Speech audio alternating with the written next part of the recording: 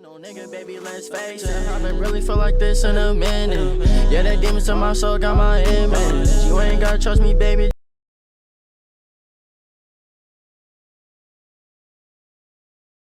Taking your trip to Vegas, what was your initial goal? What was the main purpose of you going out there other than training your brother?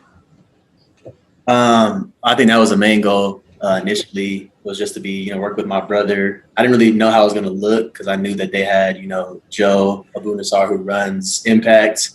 And then they had, a couple of dudes, Mike, John Welch, actually, that used to coach with the Nuggets was there a lot helping out. So they had a bunch of coaches. So I didn't really know how I would fit in.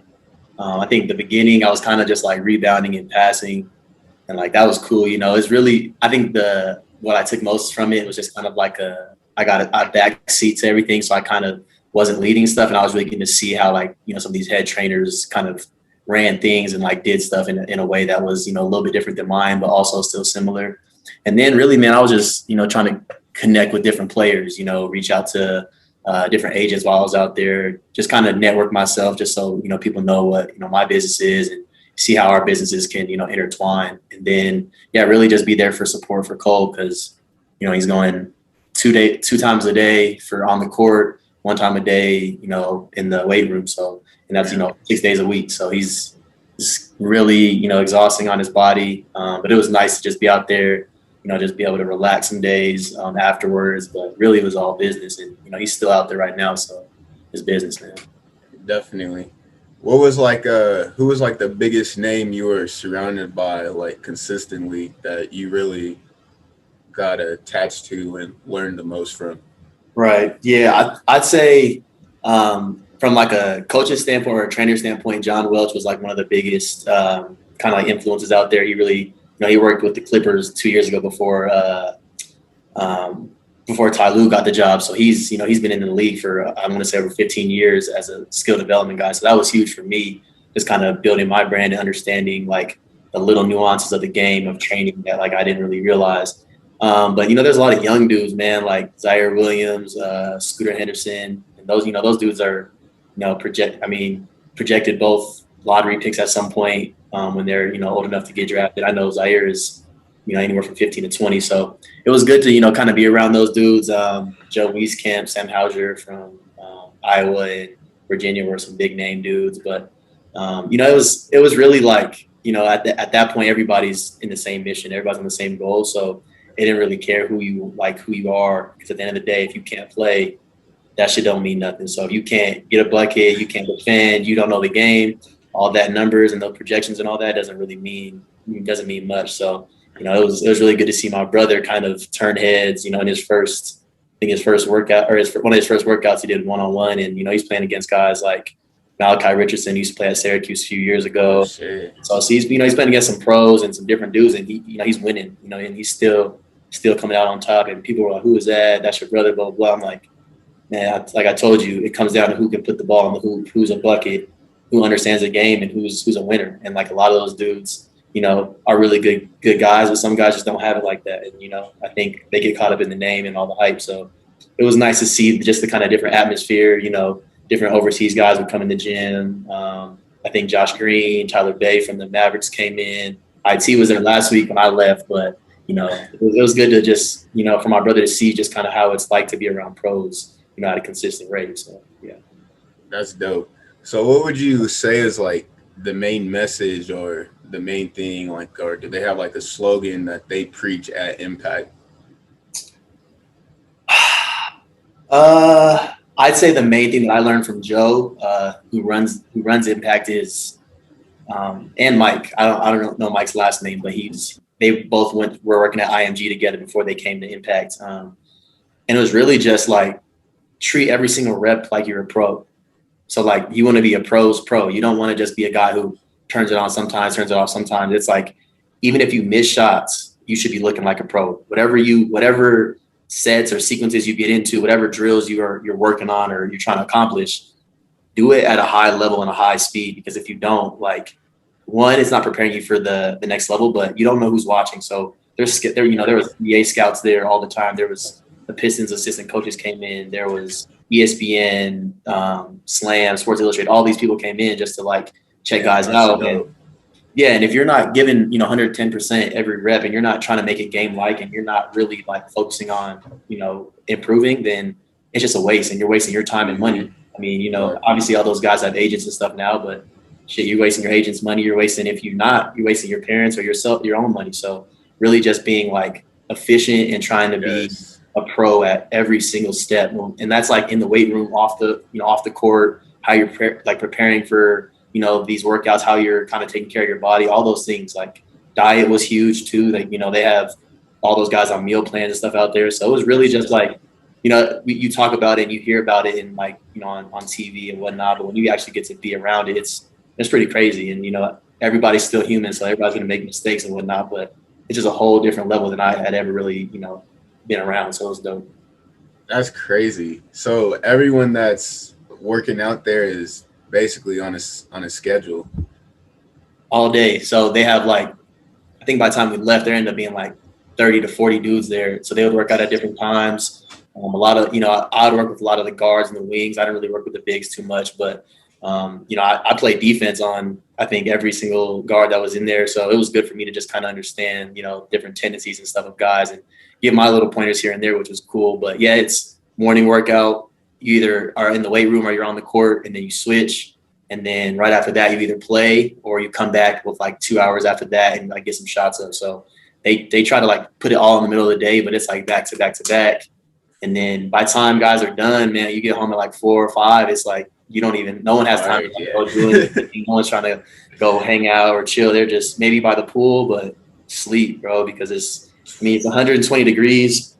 There was a time the AC went out for a little bit, like 2 of the generators went out. So it's like 90 degrees in the gym, and we're inside. So, but it was, I loved it, man. I didn't get paid for that. And like, that's, for me, it wasn't really about that. I didn't really care about the money. Like I could have been here, training my clients, making money and, doing all that. But I think the experience and like the lessons that it taught me is way more valuable than I think I could have, ever really learned just by doing it on my own here. So I'm grateful for that. And I wish I could have been with my, my clients, at all levels, but, I'm back now and it's good to kind of work with them again. But, a lot of people are getting ready to go back to school and whatnot. But yeah, it was busy out there, man. Those 8 weeks, 8 weeks. Yeah. 8 weeks was a long time. I was flying home every weekend just to see with my son and just be with him, man, and spend time with family. But man, it was a busy time for sure.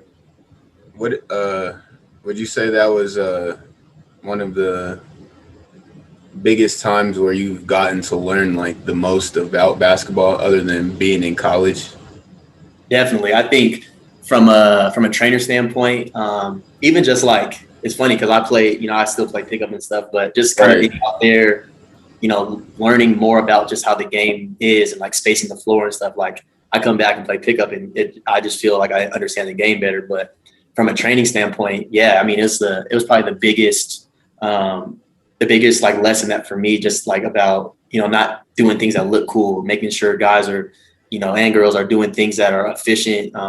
It's game-like and it's, repetitions and sets that are things that happen within a game. And it's not just stuff that you see on Instagram that looks cool. It's actually stuff that's getting done in the game and, you can replicate it. So I think that's, one of the biggest lessons I learned from there was that, you have to be a student of the game too. Like it's not just about being working hard and being skilled. Like you got to really know the game and really understand, what's going on out there. Definitely. That's crazy, man. So what do you think is like the biggest difference other than the big names of training in Vegas at Impact other than training here in Colorado? Yeah, I think the climate for basketball is just a lot bigger out there. So, and just the presence of basketball is a lot bigger. Vegas, Cali, Florida, Seattle, all those places, Arizona, they're huge hubs for hoops. So, I think my main goal is to try to bring it out here. But I think just like the attention to detail that they kind of like, or I guess like the gym space is the biggest thing. First of all, it's kind of hard. It's getting expensive out here, but trying to find a gym that, everybody can, kind of circulate around and can go to. That's like my goal, in the next, 4 to 5 years. Hopefully I can have something similar to that. I know like it costs a lot of money, it takes a lot of time, Right. but Hell yeah. and just attracting different people. I think we have a great opportunity here with the altitude and people wanting to train and work on conditioning. And I think that's a perfect place for us to bring up basketball here in Colorado. And then there's a lot of young guys coming up, and I think my brother might be one of the there's some other guys overseas, but one of the first guys that can really stick in the league besides Derek. So if we can continue to build that and we can keep showcasing our talent out of Colorado, I think that's how we bring everybody in, and then we can actually set up, and we don't have to send guys out of state to go work out. We don't have to have the Nuggets traveling to wherever. They can just stay here and they can just work work in Denver. But the main thing is just who knows you and like what kind of reputation you have. So I think like me just kind of meeting different people and different players, and having them ask me to train them in the off seasons, and I didn't really even expect that. It just came with the building relationships, working with those dudes every day. So we'll see. I think it takes a while. It takes time. It takes effort, money, all that. But it's coming soon. So sometimes I'm like, I want it to happen today, but Hell yeah, it's gonna be worth it in the end for sure. Hell yeah, you can definitely tell just from you telling me, like, you're speaking that shit into existence. Like, you painted a picture already in my mind of what you want in your gym, how you want it ran, and that's dope, man, to hear. It's inspiring to hear that, especially you're my big bro, so hearing that that shit's tight. I appreciate it, man. Thank you. So before we get out of your Vegas trip, what was it like just being out there with your little brother, watching him go against all these kids that you guys never seen before, or whatever the case may be, and you've seen your brother grow from 1 year old to he's 22 now. So what was it like just having him out there, just being out there for him, being his support system? Like, it was just you guys and your photographer. So what was that like? Man, it was like, it's crazy because me and my brother used to share a room from two. Yeah, I remember. Since we were little all the way up until we were 17 and 15, twin-size beds in one little room, right? I remember that. That's funny. Man, it was like that all over again. Obviously, we're a lot more grown, but we still get to act like kids, in that kind of environment. So it was great. We're still cracking the same jokes we used to when we were younger, and just getting to go to battle every day with each other, like me being able to give him little pointers here and there, even when he doesn't like to hear it sometimes, just because, he's a perfectionist and so am I. So I want him to do everything, the same way every time. And, everybody's going to, have their little differences that they incorporate in their game. But I think just being able to be there every single day and him know that, no matter what, if he's not feeling like somebody cares about him, or if anybody doesn't think that he's good enough, he has me every single day to tell him you're the best, you're the best out here, and you should believe that every single day. And then just when we first got there, nobody knew who he was, and to me, I'm everybody should know who he is.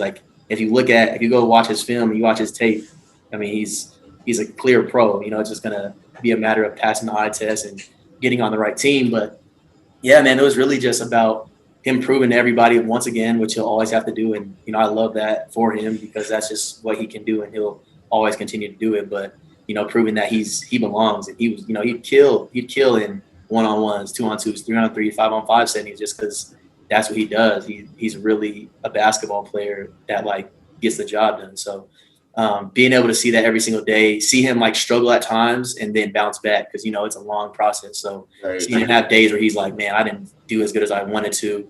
And then the next day bounce back, win, shooting competitions, win 1-on-1, or win certain drills. So I think just being able to see the ups and the downs, see the struggle, and see the success, and then just see, other NBA personnel and people there just talking to him man, you're going to stick in the NBA someday, no matter how you get there, whatever your path is, you're going to make it. And I think also just having Dion out there with us, recording it all, man, it was dope. We spent time by the pool, and, we interview, and, we just talk to each other and just kind of just talk authentically and just real about, this process and, what it means to us. Cause, nobody expects a kid from a 6'1", 185 pound kid from Aurora to make it in the league. And, he's got a great chance ahead of him, but man, it was great. The last four years he's been in college, and, they get a month where they come home. And so besides the pandemic year, which was a blessing, I hadn't seen him for more than like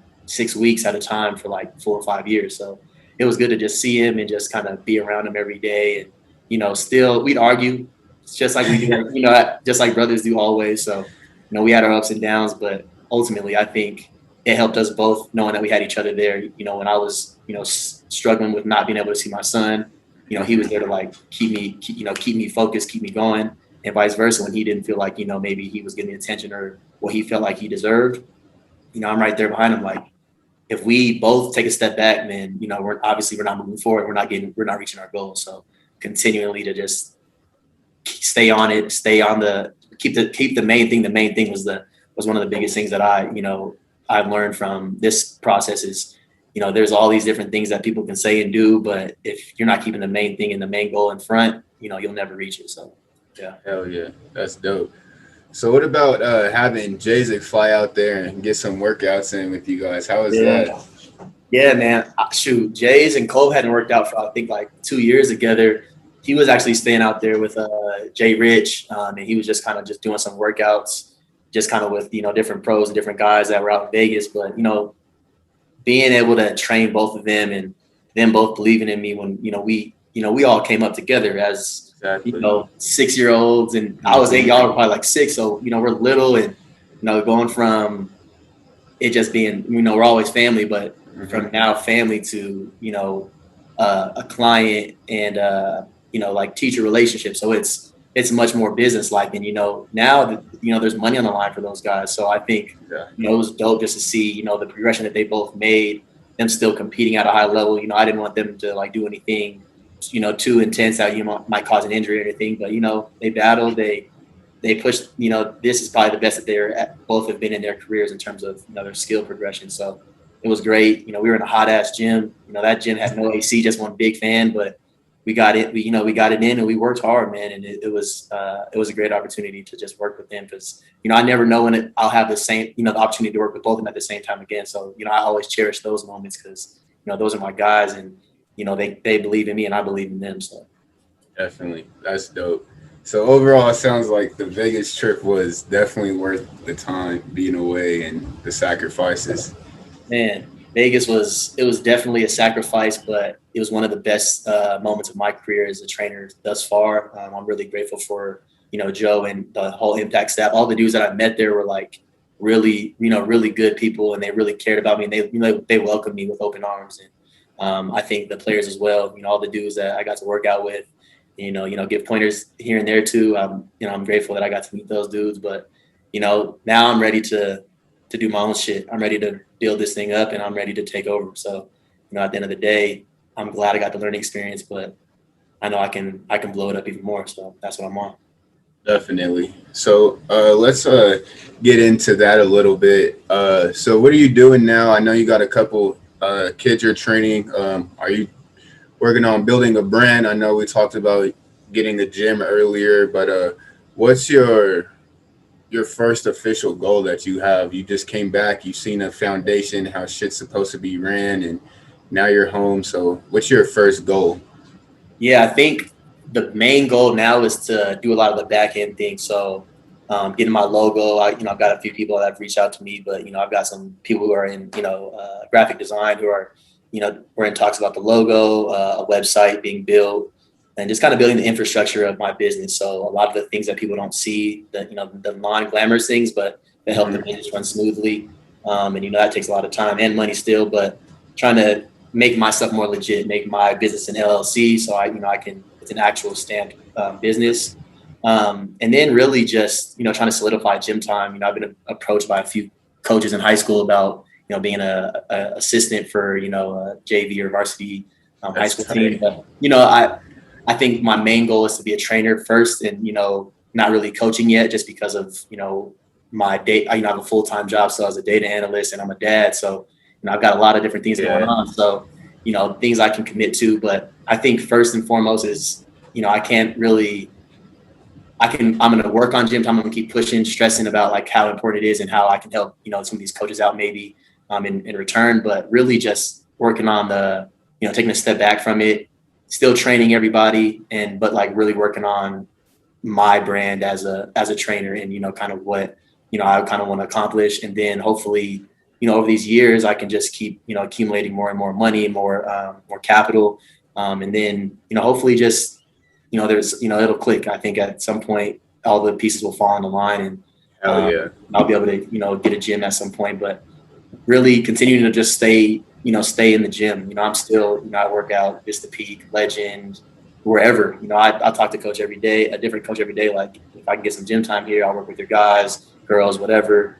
And, I think kind of bounce around a few gyms, but I think most importantly, the relationships that I've built with some of these clients has allowed them to still, work with me and, still want to reach out with me. When I came back, people were just waiting. They were waiting for me to get back in the gym. Some people left because they didn't want to work out with anybody else. So, I'm always grateful for that, but really just continuing to build those relationships with, different people, potential investors. So, if anybody is willing to invest in the gym with me, man, let's talk business. I got some great stuff to offer, but yeah, man, just staying humble about it and staying down before I come up. Cause I know it's going to take its time, but when it happens, it's going to be huge. So I just hope people are ready for it. Definitely, bro. That's dope, man. I can't wait. That shit's about to crack. Man, it is, man. It's just a matter of time, bro. Definitely.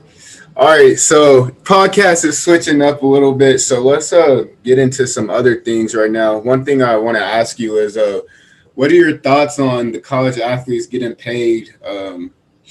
Anybody could get paid now if you're in college. So what's your thoughts on that? I think the most important thing that's like cool about it is that, people who are getting a lot of, or when the school is making a lot of money off of a certain person or a certain team or, what have you, then being able to reap the benefits of just that. And then being able to, have partnerships and sponsorships and, all these different endorsements is, it's probably something that should have been done years ago. My biggest thing that, I've kind of seen, and I know it's kind of just the hype and it's kind of it's a fad right now about everybody just wanting to say, I'm open for business. If you're focused on that more than you're focused on getting in the gym and working hard, none of that matters. Because unless you are the man at your school or you're getting national attention, it doesn't matter at that point, So like it comes down to being able to show who you are and like being able to walk the walk and talk the talk. You can't say, oh yeah, come pay me for this and endorse me in this, but I'm not putting up points on the board. I'm not being a great teammate. I'm not winning games. So I think it's dope, but the name, likeness, and image is great. I think even my brother, if he went back to school, I think somebody would have gave him some bread out there, and he would have got paid instantly, bro. He would have been getting signed.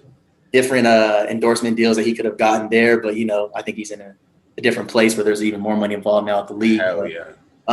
Even like myself, I kind of wish that the local restaurants and stuff could have maybe done something for guys who were making an impact. But I think if you're caught up in that more than the hoop, then you should go do something else that's not hoop, because at the end of the day, your hoop is what will get you there, right? Like your skill set and your abilities will take you farther than you just talking about, oh yeah, come sponsor me. If not, just go be a entrepreneur or on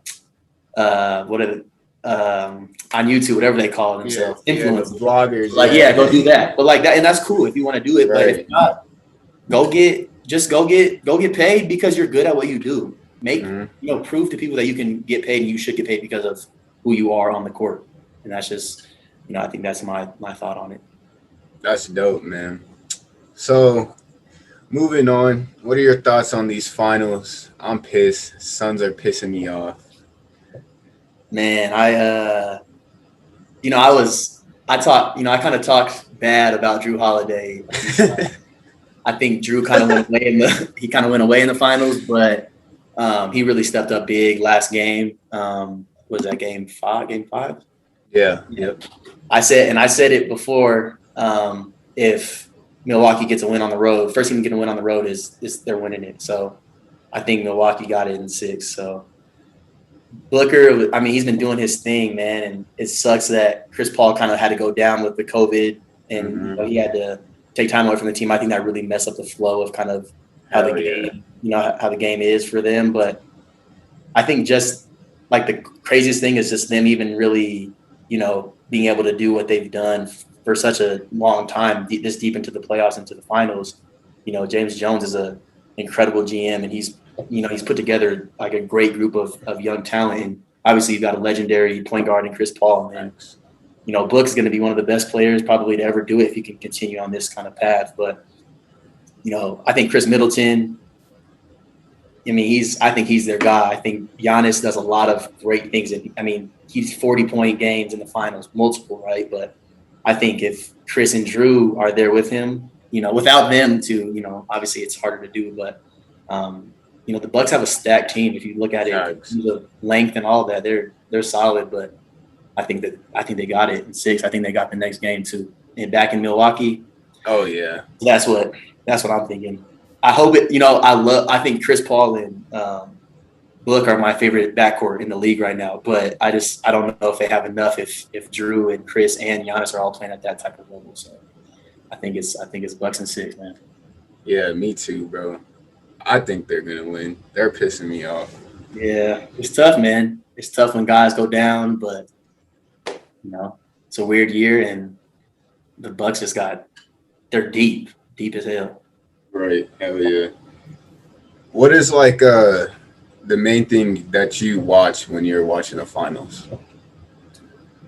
That's a good question, man. I think on like a high level, I kind of just like watching good basketball because this is some of the best basketball you'll ever see in terms of spacing, sets, different things that skill sets that guys have, and like you'll see some of the best bags. Book has a crazy bag, but I think really just watching a guy like Drew Holiday who he struggled. He struggled this pretty much the whole finals, but watching how he impacts the game, watching a guy like Pat Connaughton impact the game. Does he score? He might hit a few threes here and there. He's on every O board. If you go back and watch all the tape, just watch the game tape, and you'll see Pat Connaughton all over the floor. Drew Holiday getting steals left and right. You'll see guys doing that. Chris Paul not playing well, getting stops on defense, right? So I think those little nuances of the game that I can tell a guy like, oh, that shit looks cool, right? Or, tell a girl, oh, that looks cool. They're doing it. It looks flashy. But at the end of the day, what else are you doing? Because are you going to be guaranteed? And this is what a lot of people don't realize, I think, in terms of a player standpoint is you're not going to be most likely, unless you're like 6'6", with a crazy gift of like athletic ability and scoring ability, you're not going to score more than maybe 10 points a game. You might do that in high school. When you get to college, you won't be that guy or that girl. That's You crazy. won't. Yeah. Like at the end of the day. So how else can you impact the game?